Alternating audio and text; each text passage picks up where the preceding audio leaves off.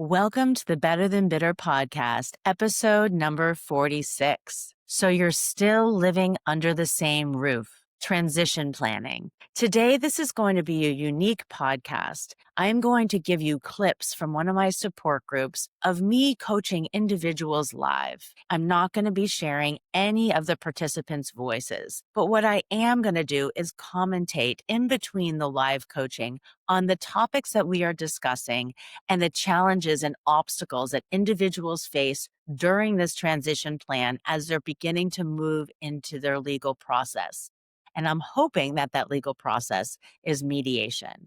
So listen closely as I talk about living under the same roof and how to develop a transition plan that gives you the space as well as your children as you begin to think about the legal process. So the first topic that we were discussing in our support group was about transition planning and moving yourself into mediation and what to talk about first. Each of you are going to have different ideas on what you want to cover in that mediation process in each of the sessions. One person might want to start with custody. The other person might want to start with the home and asset division. But there's always different pieces of each of those that need to get some clarity. So if you feel that you are not aligned moving into what you want to discuss going forward in mediation, there are ways for you to both get what you want in the process. Part of that process is around how you communicate to each other in that initial decision making. So what we are going to cover at the beginning of this episode is active listening. And what that means is that when somebody comes forward and says, I want to talk about custody or I want to talk about the home, and you might respond with, well, I really want to talk about our living situation now. Getting better clarity on what that actually means for each person. So what does it mean when someone says, I want to start with the home? Or what does it mean when someone starts with custody? Because bottom line is if you're struggling about living under the same roof right now, well, custody and the home both fall under that category.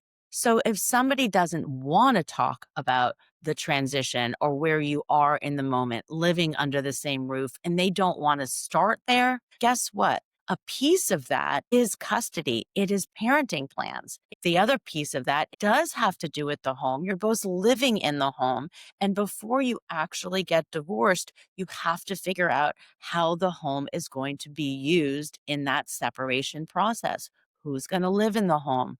If you're going to both be having to live in the home. So again, these topics that are the bigger, broader topics, home, assets, custody, they all have a piece in this transition plan. So finding a way to get what you want as well as what your soon-to-be ex wants is something we are going to work towards. So listen to my live coaching during this support group as we work through some of these issues. You don't want to start with our living conditions. I'm not quite understanding what a non-starter means. Can you be more clear so I can make sure I understand? Because that's a strange response to that. That's a non-starter. Well, how am I supposed to interpret that? So can you expand? Ultimately, that was very like attacky, right? That he came back to. So the most important thing when someone comes back with a response like that, you just need to check for understanding. What I hear you saying is X. Is that how I should be interpreting it? Or can you expand on what the meaning of that is? I'm just trying to get clarity of what non-starter means. Non-starter is like you don't want to start there, or that we're not going to come up with a resolution for our housing, like at this point, like just in a real inquisitive way instead of a threatening way. You're trying to understand, can you explain why? You're just trying to get deeper into understanding what's going on in his head because, you know, he doesn't get to dictate where you start. He doesn't. And you said, okay, house or he said custody and house. So what I hear you saying is that you want to start with who gets the house as an asset And custody, are we talking about physical custody? Are we talking legal custody? Or you just want to talk about parenting plans? These are all very defined, different subject matters that will all have to be discussed. So the house could be near-term housing agreement, where who's going to live in the house today? It could be who's going to own the house, or what are we going to do with the house? There's lots of things, but you're not going to be able to cover all of those topics in one session, right? So let's drill it down. And you'd be like, hey, like we only have an hour. So we're going to need to drill down a little, or 2 hours. We're going to really need to drill down. So when you say home, part of that home conversation could be transition planning. And so when you say non-starter, you don't want to start with transition planning. You want to start with what we're going to do with the home. I'm just trying to check for understanding here. I Yeah. can consider this all part. The home is all part of the transition planning, how we're going to be living together in the interim, how we're going to be transitioning into a different ownership. There's a lot that goes into home.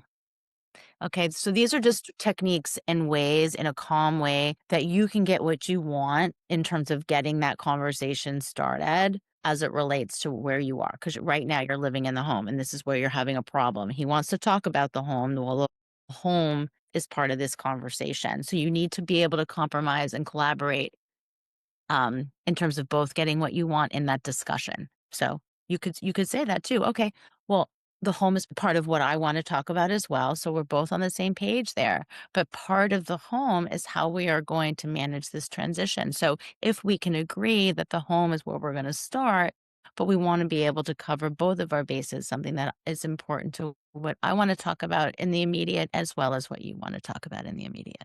Just tools in your toolbox. So I just finished the book Super Communicators, and part of one of the things I got out of it, I'm actually listening to it on audio, and this checking for understanding is like a key element of this entire book. Is just getting clarity, Yeah. getting a better understanding, asking the questions, um, and reiterating. The active listening is, Gottman 101, right? It's checking for understanding, active listening, making sure you're not jumping to conclusions. Because in your head, you're already making up stories in your head, right? When he's talking about what you believe he means, but you haven't asked him. You just immediately like, oh, he doesn't want to deal with this because blah, blah, blah, blah, blah, right? The more active you are in it, the more you're going to be re-scripting as he's answering, right? I'm just trying to check for understanding why this is important to you, that we don't talk about this right now. Your stories are going to be completely being re-scripted as he's speaking. As he's speaking, the more information you get, the less you're going to make up stories in your head. The next portion of our support group discussion is something that comes up very often in coaching, and it comes up very often at the beginning of this separation. And it's this fear around not being with your kids every day.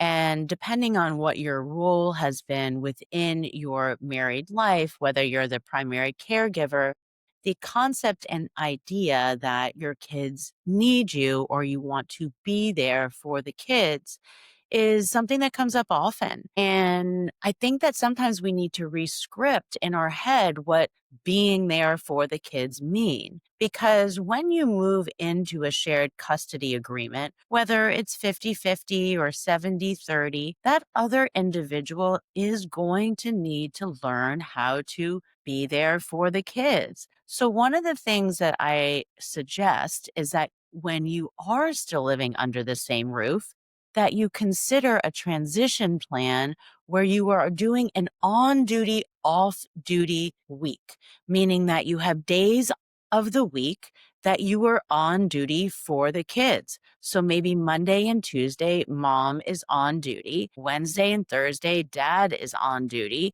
And maybe you alternate the weekends, or maybe you alternate days on the weekend. So one weekend, somebody has Friday night. The following week, the other person has Saturday night. But this gives the kids that feeling that they can have their individual parents all to themselves for those specific days.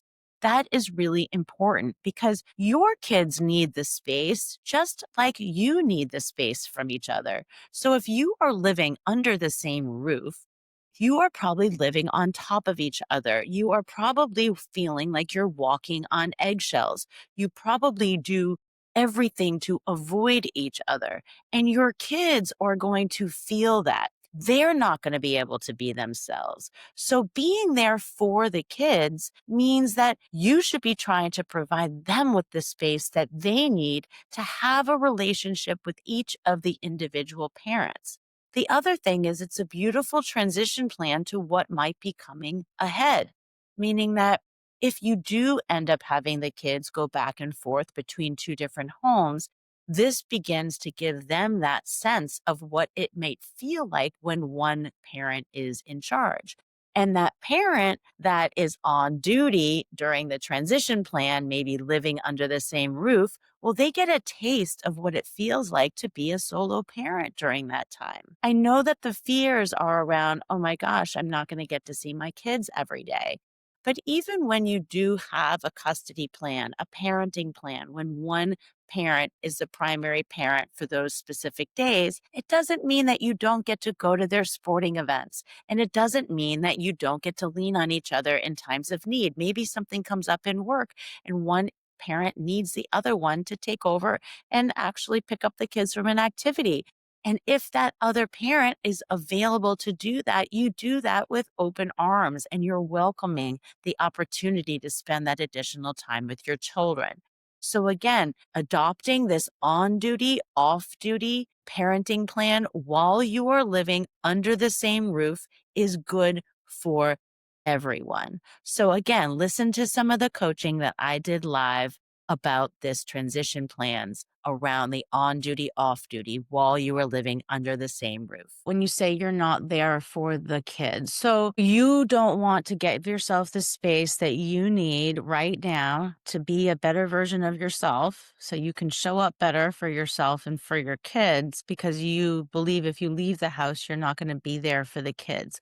So let's talk about being there for the kids. Let's talk about what being there for the kids means to you, because I think that there might be a solution in here if we talk through that. Because I do believe that right now, and it sounds like your therapist agrees, your situation right now is very toxic. And it's toxic for your children. So being there for your kids means thinking about the environment that they're in and making sure that they can be in a safe environment where they don't feel this way. So there's lots of things. It sounds like being there for the kids, there might be carpooling and cooking and, doing day-to-day activity stuff. Is there a way to be able to be there physically for the kids to get their needs met, but still allow for some emotional space to be there so they are not be getting exposed to what you're talking about, which is really harmful for them, and you know that.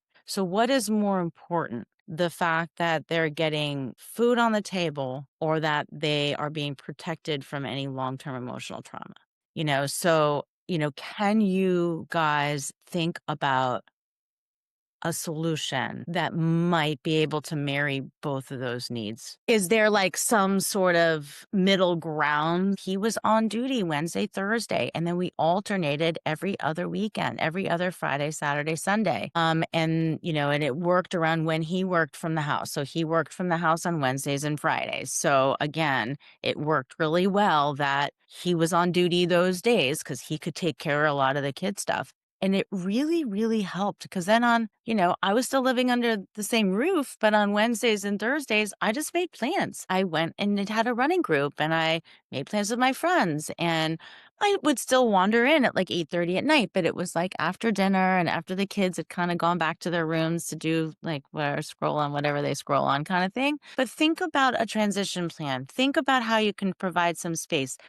On duty, off duty really does work because it gives you that space you need. And it says like, yeah, I can still live here, but I don't have to be here all the time, always tending to the kids' needs, right? He has going to have some responsibility for those things that you have always done. Because guess what? If he has any joint custody, he's going to have to learn to do those things anyway. Right. Covers both of his wants. So he said custody and he said house. okay, this transition planning covers custody because it is getting you in the habit and the practice of what it's going to feel like when you do have a shared custody plan. It literally will fold right in. So whatever you're thinking of for that kind of shared custody, it can fold right in from a transition plan, even though you're under the same roof. We moved it right into it, right? We have exactly the same schedule as we had when we were doing on duty, off duty at the house. It's exactly the same. So the kids got used to it when we were under the same roof, and then we moved right into it when we were not under the same roof. So again, it's for the kids, not just for you guys. I think I even have a printed thing that we did. Like we wrote it out. Like it was set in stone. It was part of our separation agreement actually that we had typed up to be like, hey, we're formally separated even though we're living under the same roof. This is what we're doing in terms of our transition plan for the kids. We've created an on and off duty schedule. What the responsibilities are on the on and off duty were also outlined very clearly, with the intent that the kids would then have a very nice transition into a more formal custody agreement. Like I said, we nested. So we ended up floating in and out of the house. So the kids really did kind of move right into it. Again, that is also something you could consider. 1 year of nesting. And when you're not in the house, you're with your parents. You guys could consider that. My most recent episode on my podcast was a good friend of mine, and her husband just nested for 1 year and then they moved. It was great for the kids because by the time the kids got to having to move households, it was a nice segue into having to move back and forth. They're like, okay, now we've gotten used to our parents not being under the same roof. We've gotten used to the different changing of the guards, we used to call it. My kids are calling it the changing of the guards. Like, oh, wait, who's coming in? Is dad coming in tonight? If you put your kids first in the sense that what is it going to feel like for them? I feel like all of a sudden your creative juices are going to start flowing a little bit better. And him too. Like, okay, let's just pretend we're our children for a moment. What is this going to feel like for them? And we want it to be as smooth as possible. So let's start with this transition plan, this on and off duty. And of course, you and I can get used to it. Okay, well, maybe we need to adjust the dates. Maybe we like, instead of the 2-2-3, or what, it's really a 2-5, because when you have a long weekend, it's either you're getting the 2 days before, or you're getting the 2 days after. So you're really doing 2 days off, 5 days on. That's basically how it is, which is doable. And again, it's so hard to imagine not seeing your kids every day. I know, but once you get into that movement, you'll get into the groove and you're going to see them all the time. I mean, you really do. I still saw my kids every day. They played sports. They had other activities. I was still on the sidelines. Like, you've got FaceTime. You'll realize you really end up seeing and communicating to them every day. It's just that even in the transition planning, it's not what you think it is, but it's also good for you to be able to say on a Monday night, like, oh my God, I don't even have to think about dinner tonight. Like, I can just like go and do something that's going to clear my head. And that's what that on duty, off duty plan is going to provide you. It's just going to provide you with that space to be with the kids by yourself. Yeah. And so all I can tell you about mediation is be very prepared when you go in. Like, don't go in thinking you're going to come up with a solution there. You come in with an offer.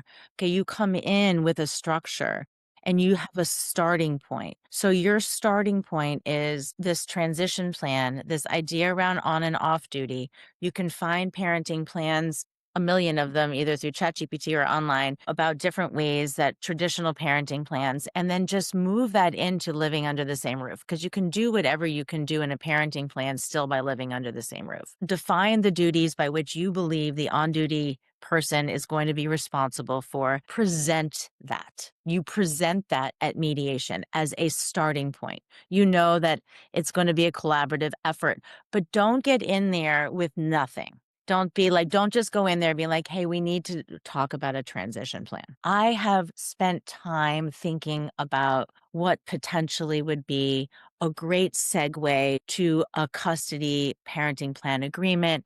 I think we could start this with a transition plan where we're kind of modeling what it might look and feel like when we're not living under the same roof.